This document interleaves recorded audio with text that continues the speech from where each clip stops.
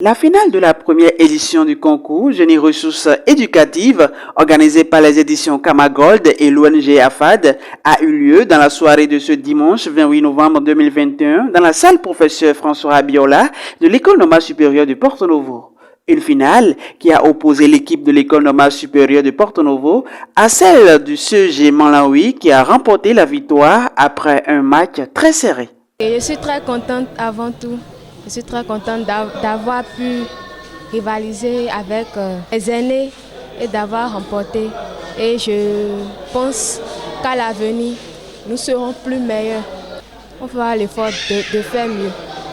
Je pense que je vais conseiller mes camarades, les élèves comme moi, d'aimer la lecture, de beaucoup lire et de se cultiver aussi.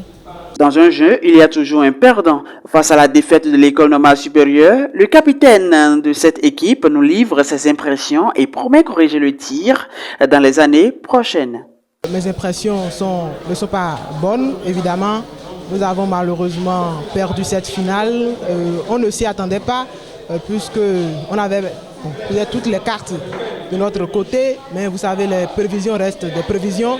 Nous allons tirer les leçons de cet échec pour revenir plus fort et plus aguerri les années prochaines.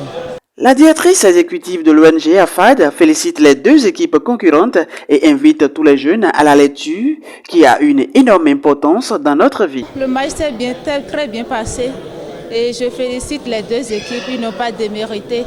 Mais quand il y a un jeu, il faut nécessairement un gagnant. Donc c'est le gagnant qui a reçu le premier prix. C'est une bonne équipe, ce sont des bonnes équipes et avec le temps, s'ils se mettent au travail, ils peuvent être vraiment des génies pour le pays. Bon, j'invite tout le monde à la lecture, à la culture générale, parce qu'il faut se cultiver de jour au jour et donner une place au livre dans notre vie, dans notre quotidien. Parce qu'avec tout ça, nous pouvons faire développer le pays, surtout la jeunesse. Très ravi, le directeur des éditions Kamagold est incité à aller loin dans l'aventure de ce projet qui réunira bientôt les 77 communes du Bénin. Je ne m'y attendais pas, mais là je peux dire que c'est un très grand succès.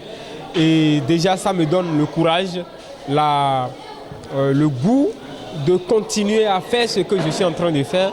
Et l'année prochaine déjà, il y aura le championnat, où je vais dire la Coupe nationale du livre et de la lecture. Ce serait tous les 12 départements du pays, toutes les 77 communes du pays seront concernées.